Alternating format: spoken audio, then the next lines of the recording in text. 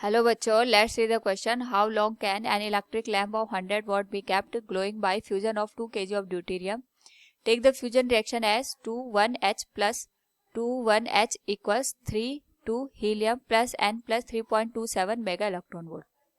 Now to answer this question first, we will discuss here the key concept and here the key concept will be fusion reaction. Fusion reaction में हमारे पास दो lighter atoms एक दूसरे के साथ यहाँ पे रिएक्ट करके एक हैवी न्यूक्लियस का फॉर्मेशन करते हैं. उस पर्टिकुलर केस में हमारे पास यहाँ पे कुछ अमाउंट में एनर्जी भी यूज होती है. क्वेश्चन के अकॉर्डिंग हमारे पास यहाँ पे दो ड्यूटेरियम के न्यूक्लियस आपस में कंबाइन होके एक हैवी न्यूक्लियस का फॉर्मेशन कर रहे हैं.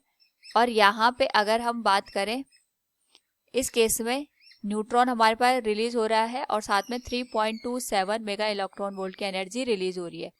तो सबसे पहले हम यहाँ पे ये देखेंगे कि जो 2 kg का ड्यूटेरियम है इसमें नंबर ऑफ एटम्स कितने हैं. So we can say number of atoms in 2 kg of deuterium that is 1H2 will be given as, ये यहाँ पे हो जाएगा जो एवोगैड्रो नंबर है डिवाइडेड बाय 2 ग्राम. 2 ग्राम यहाँ पे हमारे पास जो ड्यूटेरियम है इसका मास होगा, so it will be divided by 2, क्योंकि टोटल 2 किलोग्राम हमारे पास यहाँ पे ड्यूटेरियम है. तो यहाँ पे हम इसको मल्टीप्लाई कर देंगे 2 किलोग्राम को ग्राम में कन्वर्ट करके 2000 से.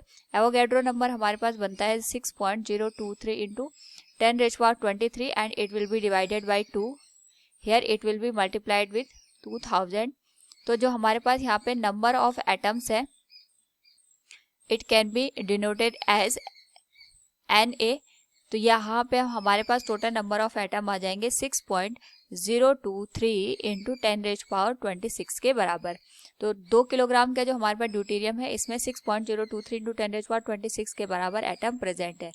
नाउ यहाँ पे अगर हम देखें तो हमारे पास जब दो ड्यूटेरियम के एटम फ्यूज हो रहे हैं उस पर्टिकुलर केस में 3.27 मेगा इलेक्ट्रॉन वोल्ट के बराबर एनर्जी रिलीज हो रही है. So we can say here energy released in one atom of deuterium that is 1,2H will be given as 3.27 divided by 2. It will become 1.635 mega electron volt के बराबर. क्योंकि हमारे पास जो 3.27 मेगा इलेक्ट्रॉन वोल्ट है ये जब दो ड्यूटेरियम आपस में न्यूक्लियर रिएक्शन कर रहे हैं या फ्यूजन यहाँ पे परफॉर्म कर रहे हैं तब जाके एनर्जी रिलीज हो रही है. हमें एक एटम के करस्पॉन्डिंग यहाँ पे एनर्जी निकालनी है which is 1.635 mega electron volt के बराबर. तो क्योंकि हमें पता है कि 2 किलोग्राम में हमारे पास टोटल 6.023 इंटू 10⁻26 यहाँ पे हमारे पास एटम्स है. तो एक एटम के करस्पॉन्डिंग जो एनर्जी है that is 1.635 mega electron volt. So we can say here 6.023 into 10⁻26 atom के करस्पॉन्डिंग जो टोटल एनर्जी की वैल्यू होगी that will be given as 1.635 into 10⁻6 mega electron volt को हम कन्वर्ट कर रहे हैं जूल में 1.6 इंटू 10⁻⁻19 और टोटल एटम है 6.023 इंटू 10⁻23 के बराबर. सॉल्व करने पे हमारे पास जो वैल्यू निकल के आएगी it will B 15.75 into 10⁻13 joule.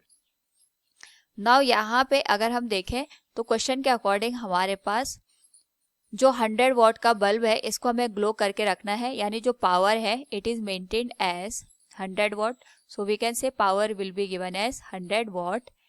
और यहाँ पे जो हमारे पास एनर्जी रिलीज हो रही है दैट इज 15.75 इंटू 10⁻13 जूल के बराबर. So we can say here energy will be given as power into time. तो हमें यहाँ पे टाइम की वैल्यू कैलकुलेट करनी है. So we can write time will be given as total हमारे पास जो एनर्जी प्रोड्यूस हो रही है 15.75 इंटू 10⁻13 जूल के बराबर और हमें यहाँ पे 100 वॉट की पावर रिक्वायर्ड है. तो जो ये वैल्यू निकल के आएगी सेकंड में होगी. हम इसको एयर में कन्वर्ट कर सकते हैं बाय 15.75 इंटू 10⁻13 डिवाइडेड बाई 100. तो ये आ जाएगा हमारे पास 60 इंटू 60 इंटू 24 इंटू 365. ये हमने इसको एयर में कन्वर्ट कर दिया.